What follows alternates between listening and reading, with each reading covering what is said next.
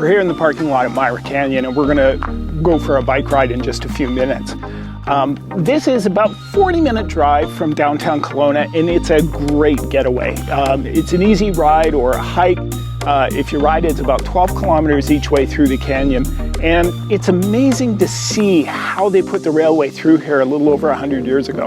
I mentioned before that it took a long time for the railway to come to Kelowna.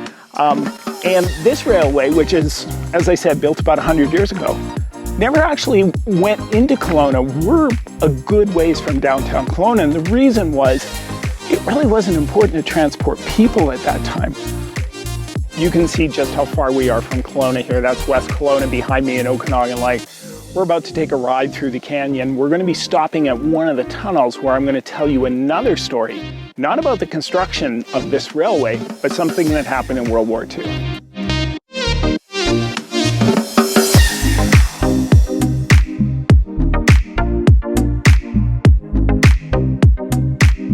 We're just a few minutes from the parking lot, and you can already see how spectacular this canyon is.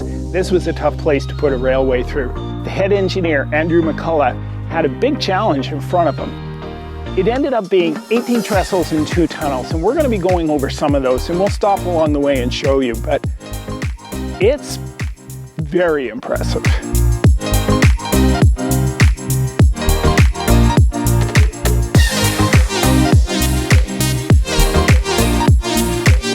We're here at the second tunnel in Myra Canyon, and this is where my next story is set.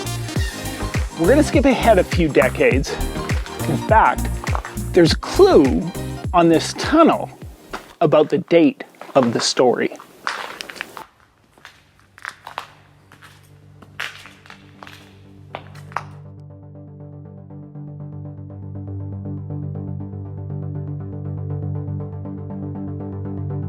You realize it the minute you set foot into Myra Canyon. This is where nature challenges us.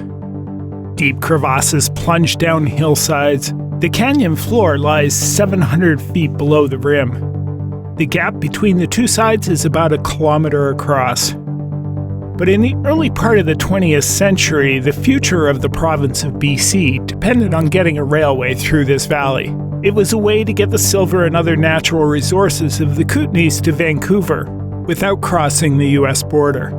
That was the challenge taken on by Andrew McCullough, chief engineer of the Kettle Valley Railway. The first time he saw this canyon, he commented, "Never saw a railway built on any such hillside as this. Cannot even guess at the cost now. Damned bad canyon."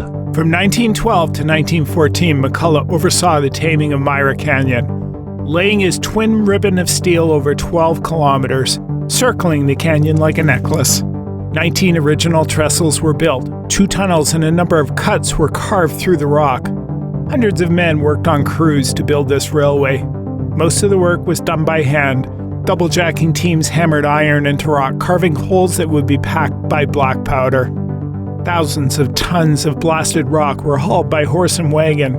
It was one of the most remarkable feats of railroad engineering and construction of its time. The first scheduled train on this section of the completed railway rolled through Myra Canyon in May of 1915. But the challenge didn't end with the construction. Nature continued to highlight just how fragile this transportation link was. This derailment near Penticton happened when a sandstone bluff gave way.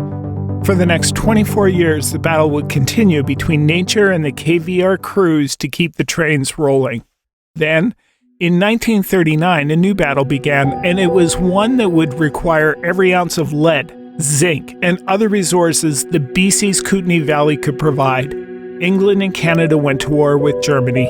Also in 1939, the race began to develop a fearsome new weapon, one that would determine who would win and who would lose.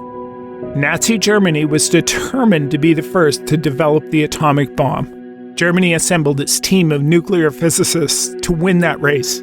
These men oversaw the Nazi nuclear program to create a successful atomic chain reaction. A critical component for that program came from the remote Vemork hydro station in Norway.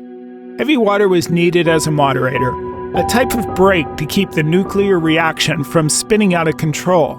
This compound, discovered in 1931, has a different hydrogen isotope from regular water. and does not occur naturally. It needs to be made by humans as a byproduct. And in 1939, this hydro station was one of the only places in the world that could produce heavy water. If the Allies could knock it out, it could bring Germany's nuclear program to a grinding halt. That was the mission for this team, led by Leif Tronstad, a Norwegian resistance fighter who previously worked at the Vemork plant and escaped to England. In 1943, he led a team of commandos to the remote plant in Operation Gunnerside. They were successful. Germany's source of heavy water was eliminated. Their nuclear program was dealt what would prove to be a fatal blow. At the same time, the US was racing to develop their own atomic bomb. The Manhattan Project, led by Robert Oppenheimer, was working in 3 locations: Manhattan, Los Alamos, and Hanford, Washington. Their goal? To develop the bomb. And in the early stages, they too needed heavy water.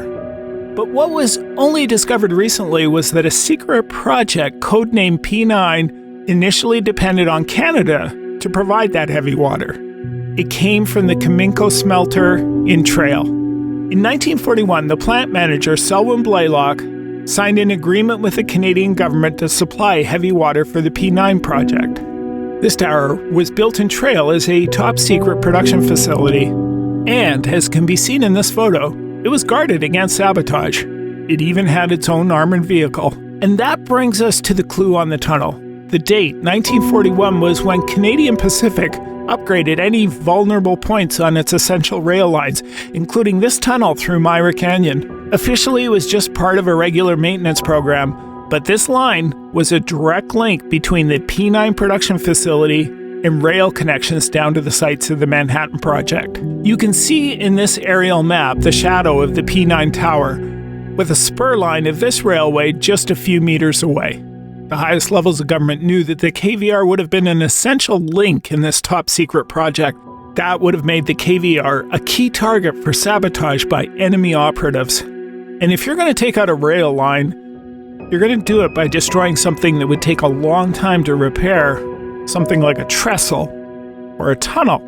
We do know that during World War II, there was a sentry posted at the largest trestle in Myra Canyon, which is just a few kilometers from this tunnel. Next to that trestle, this would have been one of the most vulnerable sections of the entire rail line. In the end, heavy water wasn't used as a moderator by the Manhattan Project, but in 1941 it was critical, and it wasn't the only thing. Almost all of the zinc and lead needed by the British war effort came from the Kootenays, hauled out over the Kettle Valley Railway. It's amazing to think how vital this tunnel, tucked away in the BC wilderness, was to the war effort half a world away.